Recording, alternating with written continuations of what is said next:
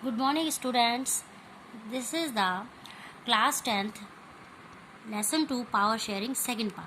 In first part, we have studied all the important terms, definition, and now we supposed to understand the power sharing pattern, that how the feeling of power sharing is come in the two countries, especially the Belgium and the Sri Lanka. So in this video, we are going to explain and understand that how in Belgium the power sharing spirit continue and started among the people.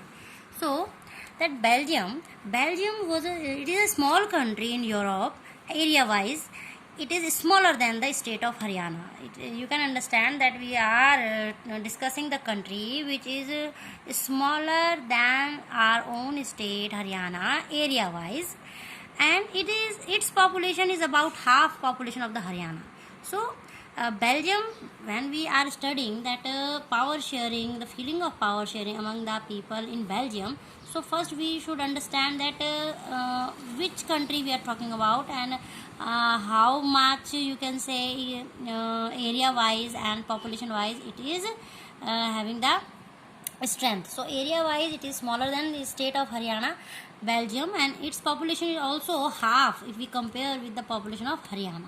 So here we are talking about that it doesn't matter that the country is small or less population in world, but it depends on the power of the people, that how they spread the idea of power sharing among the people. That though Belgium was a small country than Haryana area wise, and population also 50% if we compare with the Haryana. Belgium has borders with France, Germany, Luxembourg and Netherlands. It is all about the political geographical structure, that Belgium was a nation which shared its boundary with four nations. One is France, Germany, Luxembourg and Netherlands. Of the country's total population, 59% people live in Flemish region.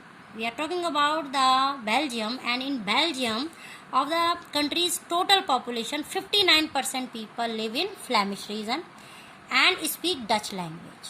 So among 100% people, 59% people in Belgium live in Flemish region, and this region people speak Dutch language. So 59% people are Dutch speaking people in Belgium. Next, remaining 40% people live in Wallonia and speak French language. We are talking about the diversity of language in France, in Belgium, that 40% people speak French language and 59% people speak Dutch language in Belgium. Remaining 1% people speak the German language in Belgium. So you can understand it with the diagram, that in Belgium, which is smaller than our own state Haryana, and if we compare the population with Haryana, it is having the half population of Haryana.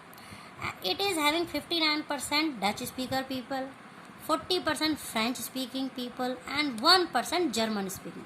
So you can see the ratio among the Dutch, French and German in a small country French. 59, the highest ratio in Belgium was in Dutch speaking people were majority. Then after that French people, and in minority German speaking people. The capital of Belgium. Now it is contrasting. We compare the Belgium with its capital, which is Brussels. In Brussels, we find 80% people speak French. So here, French people are in majority, while in main Belgium, French people are in minority. So, in Brussels, in capital city of Belgium, 80% people speak French language, while 20% speak Dutch language. So how contrasting the diagram itself, that in Brussels, which is the capital of Belgium, 80% French speaker and 20% Dutch speaker, while in main Belgium, 59% Dutch speaker and 40% French speaker. So in Brussels it is opposite. French speaker is in majority in Brussels, which is the capital city of Belgium, and Dutch speaker in minority, while in Belgium Dutch speaker in majority and French speaker in minority. So we can observe that how in Belgium and its capital city Brussels, the contrast of percentage between Dutch and French speaking people is to be found. During 1950 and 1960, the tension started to grow between Dutch speaking and French speaking people, especially in the capital city of Belgium, in Brussels. The people of Brussels presented a special problem that Dutch speaking people constitute a majority in the country but a minority in the capital. So the people in Brussels, they present a unique problem that the Dutch speaking people who are in minority in Brussels, they are having majority in the rest of the Belgium. Now, how that what was the reason that in Belgium the spirit of equal power sharing emerged among the people, that anyhow the people who are in a majority section in Belgium, like Dutch speaker, and the people who are in a majority in Brussels, like the French speaker people, they both were not satisfying with the idea of that. One Dutch speaker thought that they have to also increase in Brussels so that their majority can be established, while at the same time French people who are 80% but very less in Belgium, the other Belgium, so they also, French speaking people also want to show their majority, to increase their number so that they can autocratic rule, they can set the autocratic rule which is based on the majority of the people. So how the idea of power sharing accommodate in Belgium, how they accept, how they come out with the solution. Between 1970 and 1993, the Belgian leaders amended their constitution 4 times in order to remove regional differences and cultural diversity. It is important to know that when the idea of power sharing came in the mind of the people of Brussels and the Belgium, that between 1970 and 1993, not only one or two but 4 times their constitutions, you can say their constitution amended, improved 4 times to remove the regional differences and the cultural diversity among the people of Belgium. That 4 times they improved, 4 times they cross checked, you can say cross checked, and then they amended, they improved, they add some points, some feeling, some important issue of the majority and the minority section, and anyhow the 4 times amendment was held in the constitution of Belgium.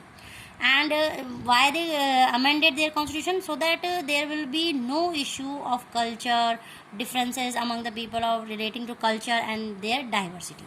For that they made some different arrangement which are follows. So how they 4 times when the constitution of Belgium amended, so how they come out with some proper arrangement so that the idea of power sharing can be accommodated by the whole Belgium. Now, that first, to pass some special law in their constitution, they pass some special laws. The majority of each linguistic group is essential, where the Dutch speaker and the French speaker both, as in Brussels the French speaker in majority, and in Belgium, the remaining Belgium, the Dutch speaker was in majority. So both have to follow some special laws. So it is applicable for the both majority section, doesn't matter in which area they are in minority or in which area they were in majority. Second amendment, the state governments are not subordinate to the central government. In their constitution, in the constitution of Belgium, the state government is not show their subordinate to the central government. The state government is free to take decision regarding their particular state, and they are not answerable to the central government. Third, both the community, either Dutch or French, have equal representation in the separate government of Brussels. Even for the Brussels, they set a separate government, and both Dutch and French both are having the equal representation in the government of Brussels. It means Dutch and French, doesn't matter who are in minority, who are in majority, but under the constitution they both will represent equally to the government in Brussels.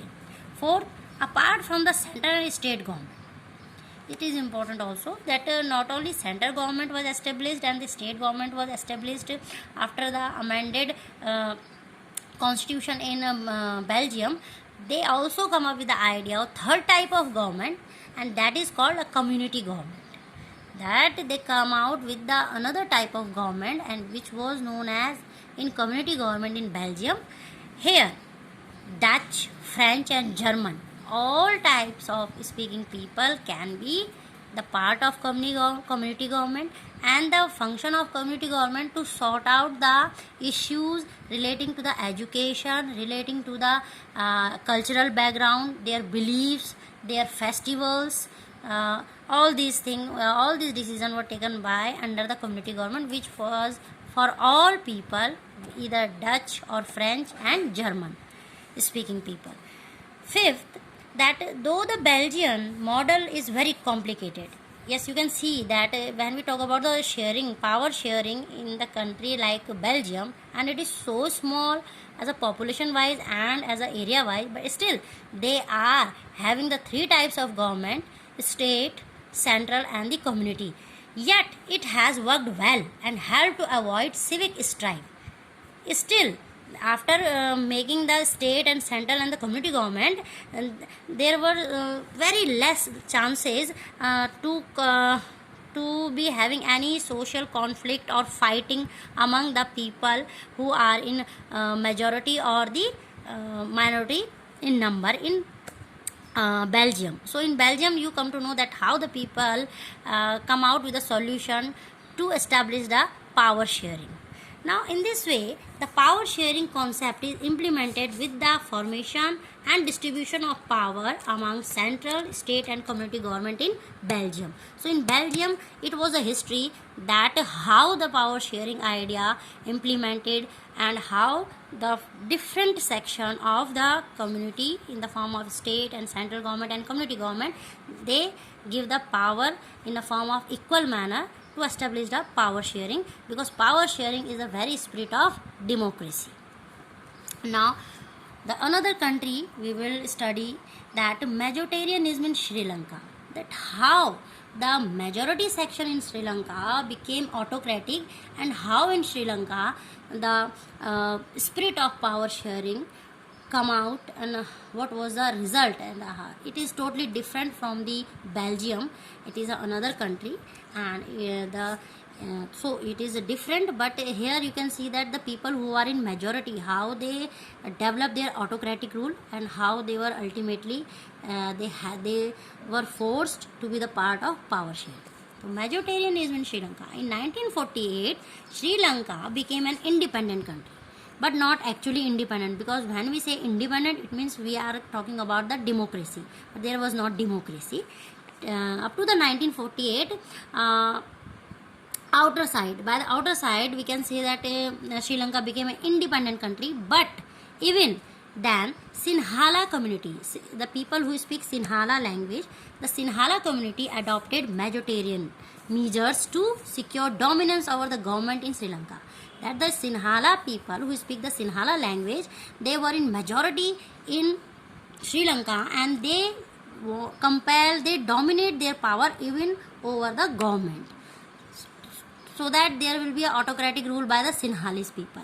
The Act of 1956 declared Sinhala as the only official language. You can see that even the government in 1956 in Sri Lanka declared that the Sinhala will be only the one official language.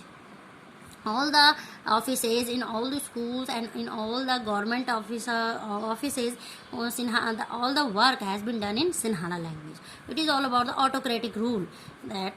That's why the heading is majoritarianism in Sri Lanka.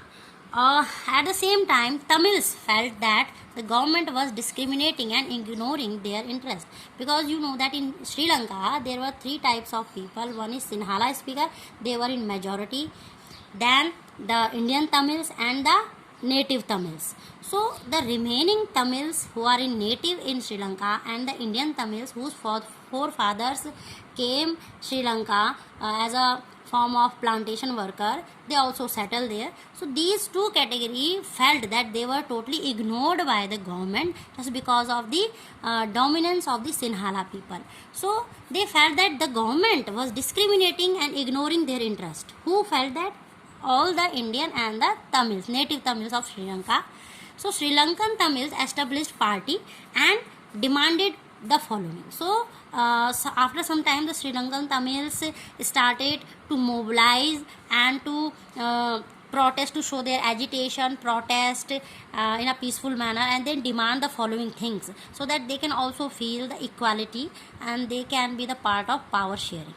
Tamils, their demand was, the Sri Lankan Tamils demanded in front of government that Tamils as an official language. They want that Tamil language should be added as another official language in Sri Lanka.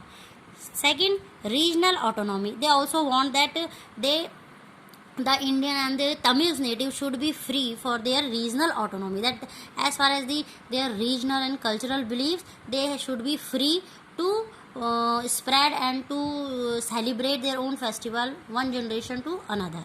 Third, they demanded that equal opportunity in the field of education and jobs, as after the 1948 the Sinhala speakers was having their autonomy on the government, and all the government jobs were only available for the Sinhalas or the Sinhalese people.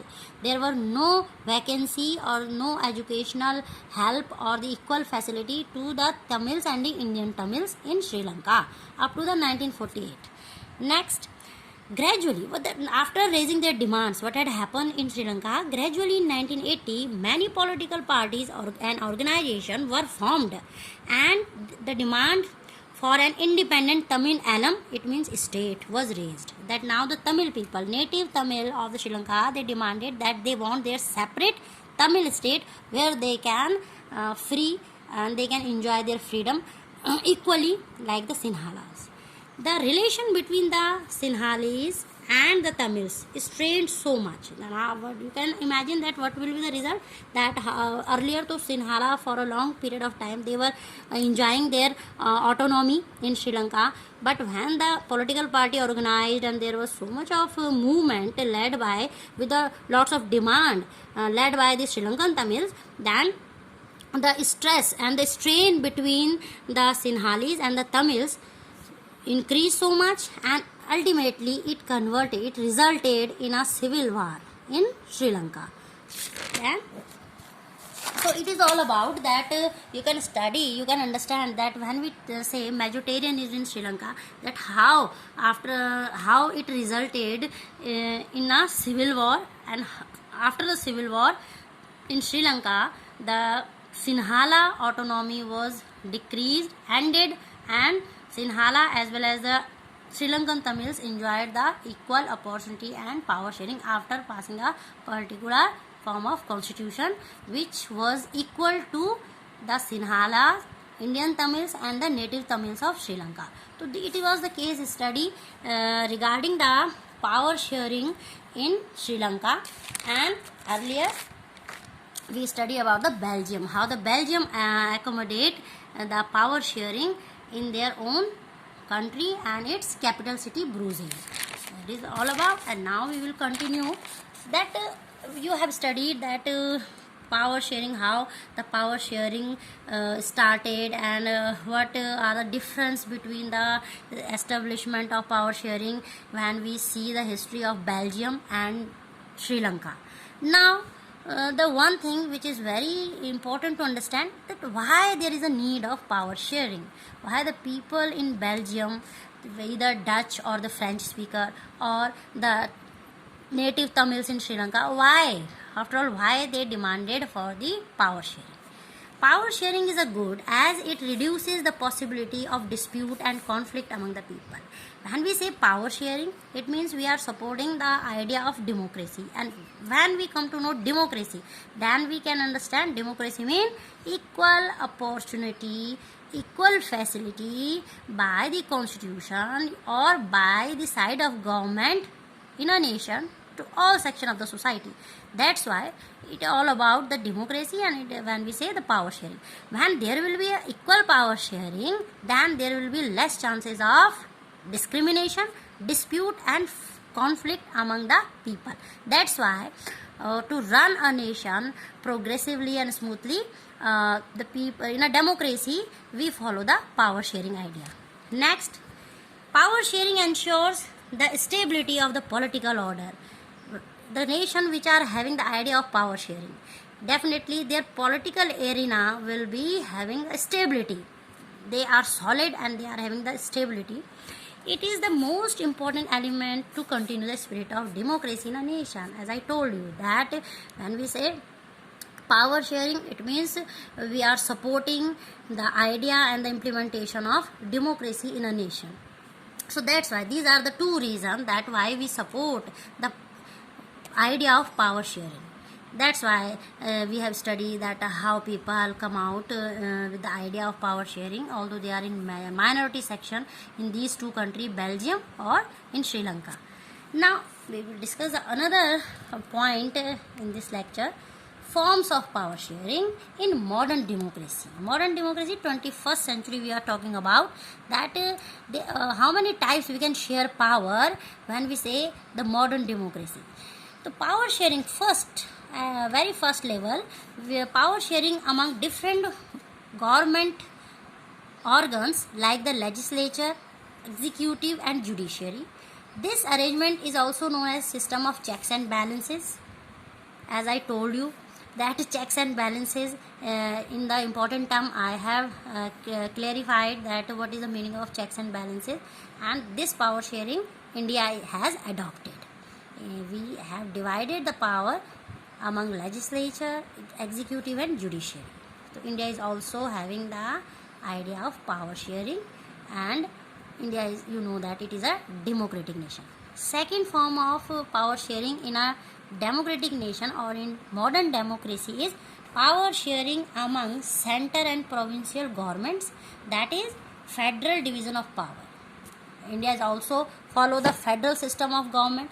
That when we say power, how many forms of power can be shared? So another form is when we share the power between center and the state governments. Third, power sharing among different social groups. Although it is not applicable in India, but you can quote the example of Belgium. That power sharing among the different social groups such as religious and linguistic, and in Belgium community government is its example. So the another form we can share the power in modern democracy is in a form of community government. And the fourth, it is also applicable in India, power sharing among political parties, pressure groups and movements. That in India or in another democratic nation we give the power to